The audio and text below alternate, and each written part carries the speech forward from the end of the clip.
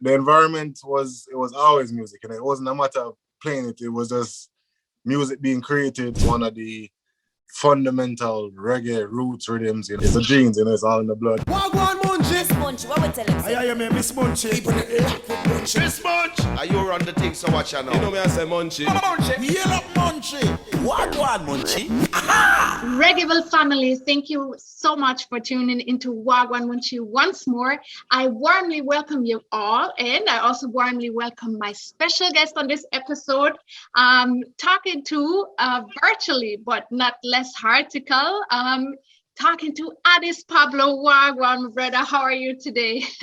Yes, I there. You know, give thanks, Munchy. It's been a while. Good to be here. You know, give thanks. Yeah, man, it really has been a while, but you have amazing news because today is sort of like Addis Pablo Day on Reggaeville. We just premiered your video, and on Friday you're gonna have a release coming to us, a project that you're dropping. Tell me what's coming on the 23rd.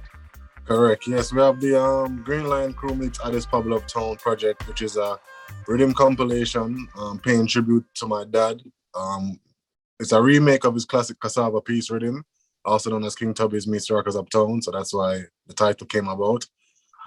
Green Lion Crew, or Zeke specifically, had reached out to me some years ago with interest in making a remake. You know, having remade the rhythm and wanted to work together on it. So we pretty much started this journey to release this project like 2015. So it's been some time, you know. Wow. Yeah, so it from there, I think we did the first initial recordings like myself, Micah, and Medison, and then over time more people like Mr. Williams and Jabami and others, you know, joined. So we're happy to have released it, and it's a good time, even though it took a while, but it could have came out before, and who knows, you know. But it's the right time. I think it's a good time for music right now in the world. So we're happy to share it, you know. Oh, definitely, definitely. I'm very much looking forward to hearing all the contributions from the different singers. You mentioned Green Lion Crew already, and Zico produced that with you. Why did you choose a production that your father did already at this point in time? Or, I mean, you said the whole project started some years ago. What motivated you to do so, and why did you pick especially the Cassava Piece rhythm? Yeah, well, the choice of using Cassava Piece was more coming from Zeke in a sense, but of course I agreed with it because it's one of the fundamental reggae roots rhythms, you know. So I mean, outside the fact that it's my father, it's just one of those rhythms that stand the test of time musically. So it's just, when it came out now or then, it's still a great piece of music pretty much. So we just are always happy to reintroduce these tracks to people may have not known, and then to reproduce it for people who are already familiar with it and all the fans across the world, you know? Yeah, man. I mean, it's been a while. It's 1979 was the original recording. Now you went back into the studio to re-record it or to reinterpret interpretation of the recording. How was it actually in the studio doing the song that your dad did many years ago? Did that put pressure on you, or how was the feeling like? Not really. Actually, the song was released a bit early, I think, because what happened with Cassava Piece, there was a few versions. So initially, I believe it was probably released around 75 or something, because that version was like a later, I believe they kind of lost the tapes and they had to do over, you know, like read it. So it came out prior to that, but you're correct, it's from that era. And it wasn't really pressure because it's a track I'd already performed on numerous occasions, paying tribute to my dad. So it wasn't totally unfamiliar, of course. So, I mean, probably if it was one that I had never played before and just was hearing it for the first time, it would be different. But it was a very familiar rhythm, and yeah, it's one of my favorites also. So it was more of a joy, happy to have someone even reach out and want to do this, because, you know, this is someone who is of our generation reaching out to recreate these works. So it's always a joy in having people like Michael Shamaya, Medicine, and artists on board willing to, you know, participate. It's always a good feeling. So how did you know the track? Did your dad actually play his music at home when you kids were around, or how? Oh yeah, man. I mean, the environment was always music, and it wasn't a matter of playing it. It was just music being created. He had a home studio. He was going to the studio to record albums, artists. It wasn't really a separation. We had our time as youth and children, as in, you know, family time, but that was his business, his life. So it was 24/7, you know. Everything was either pressing records, talking to labels, the whole aspect of being an artist, you know. So whether I was conscious or not, it was something that I was observing, of course, going to the studio, them going to stage shows, seeing him perform. He passed away when I was around the age of 9, so I wasn't fully, you know, conscious as an adult, so to speak, but I definitely was very much aware of all that, you know. When you said you were aware of what was going on, did that already fascinate you at this young age? Was it something like that you said, maybe I want to do this as well, or did choosing this as a profession as well, being a musician, come about very much later in life? It came about later, but there definitely was a strong interest. My dad encouraged us to, like, he had instruments around, he would buy us instruments, melodica, drum, you know, the bingy drums, keyboards. So I was already practicing and playing stuff, but not on a professional aspect, but just out of the joy of, you know, music. And I even recorded a song with me when I was young too. So it was, yeah, I was participating, you know. Nice, wonderful. So we will talk about the EP a little bit more in just a few from now, the Cassava Piece Rhythm coming from Addis Pablo on Friday. But of course, there are other releases that I can also recommend to you guys. Alborosie just dropped like a AA single, which is part of his upcoming album, which is called For the Culture. And same way, the single that is out now is called For the Culture and Never Let Me Down.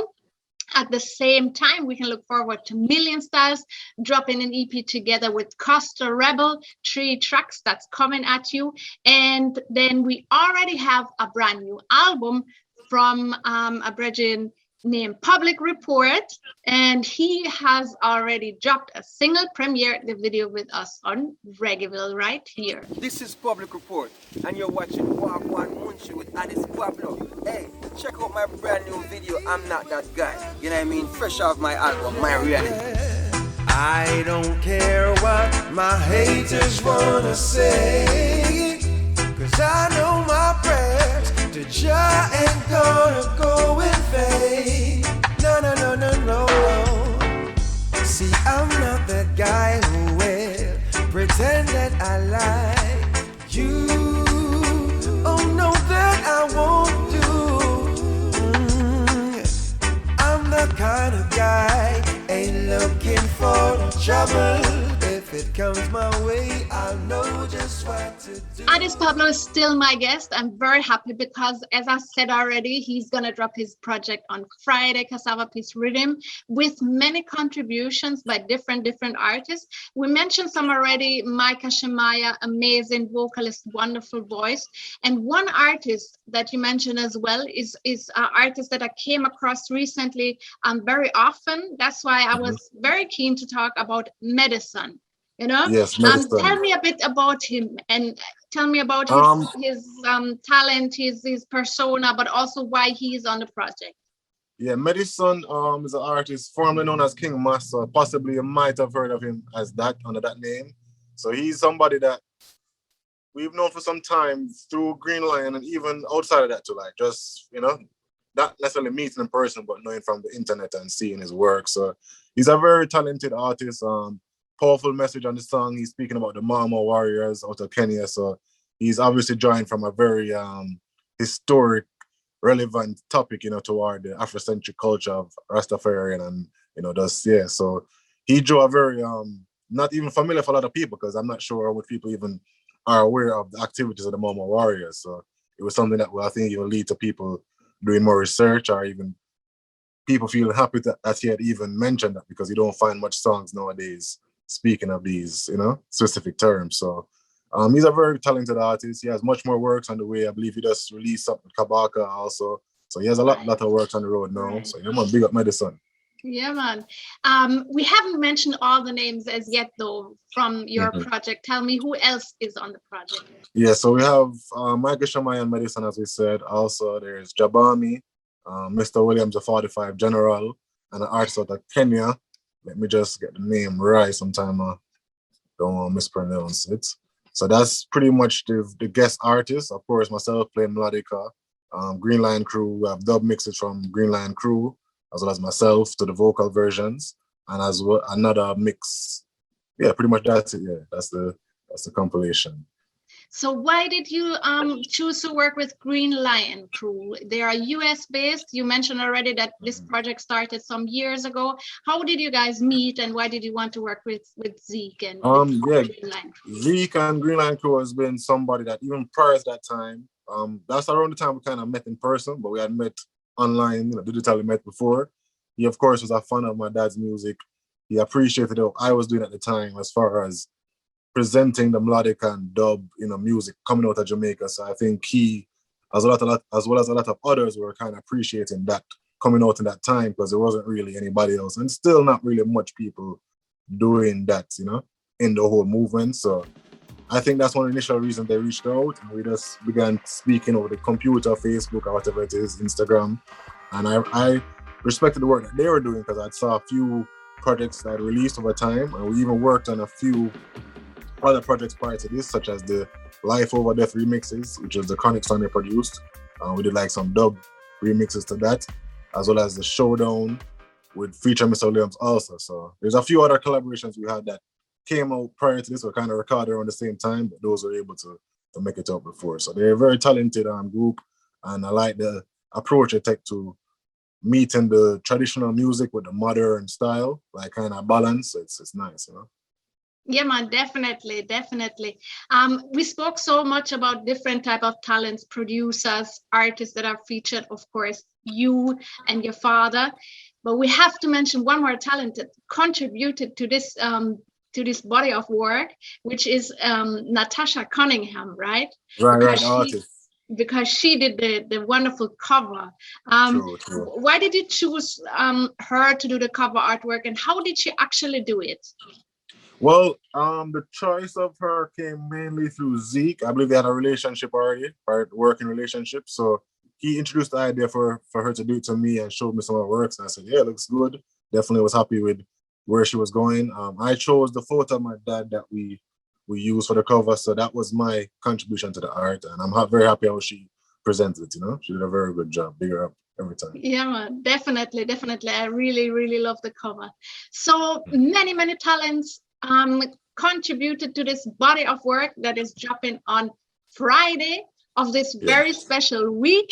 Of course, I cannot forget to mention that tomorrow on Tuesday is 420. So it's a 420 already week, Yeah, it's 420 week. So I mean, we can even celebrate all week long. I guess not even just on Tuesday. If you want to celebrate 420 on any given day, you can do so with a YouTube playlist that we put together for you guys. It's a ganja playlist, all ganja music and ganja videos. And of course, you can also check Spotify, because we also have our ganja playlist there with no less than, of course, 420 videos. So give me the ganja, give me the paper, give me the piper, give me the paper, lick me now, lick me later, give me the kush. Give me the love, now give me the eater, give me the doctor, give me the baker, give me the good, now give me the fake, now give me the bush. Ganja smoke by a million. Dead by ganja, still no one. At the highest grade, No. Oh my God, me love the ganja. And the sweetest aroma, me know. If a good meditation, me plan for. At the highest we smoke. Oh my God, me love the ganja. And the sweetest aroma, me know. Excuse me while I light my spliff. Talk to them, Millie. First thing when I rise, say a prayer to the great king. With me chat up for spiritual educating. Kiss me empress and daughter before they waking. Next thing me draw for me herbs for the vaping. First look panic, it's so captivating. Crush it up and put it in the cup, no delating. One step at a time, I'm elevating. Give thanks for life and to see another day when I smoke. This was Million Styles and Recall, and with me is still Addis Pablo, that I have the great joy to talk to, because this man is full of projects and stuff that he's doing. We already mentioned the music that's coming on Friday, but when I looked through his works and stuff, I discovered that he's not the only busy person from this Wavy family, because your sister is very talented as well, right? Yes, Isis, of course. you guys working together. Tell me a bit what she does and what you guys do together. So Isis pretty much runs the whole Rockers International website, design and graphics, merchandise. She's done this for some years.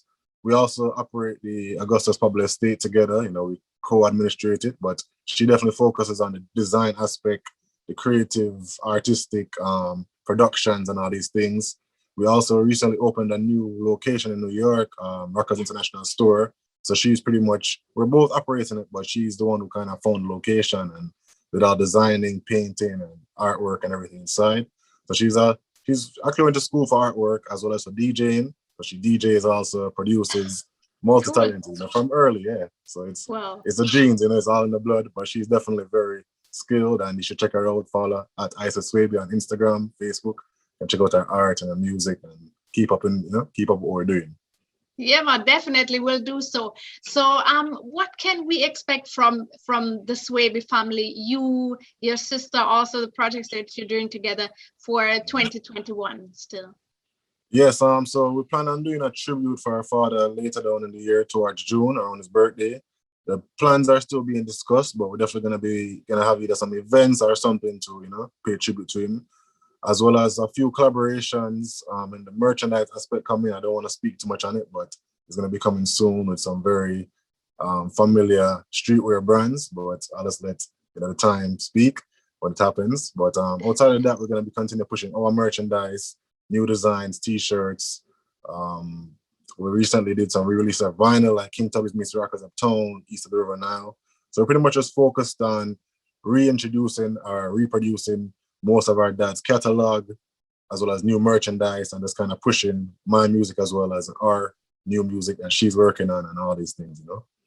Wonderful. Wow, that's a lot to look forward to. I keep my fingers crossed for the festivities that you can have them happening with as many people as possible, you know. Yes. Either way, have a great celebration when it comes in June, and for all the releases and all the works that you're doing. First of all, keep up the good works. Thank you so much, and all the very best for that. Thank you, Addis, for talking to me. Yeah, give thanks, Munchy. It's good to speak in a long time. I'm happy to see you and see everything work and it works. And I stay tuned, you know, so I was keeping tuned to what's going on. So big up Reggaeville and the whole family every time. Thank you so much. Thank you so much. It was all my pleasure. Big up. Give thanks. Bless you. Wha Gwaan Munchy.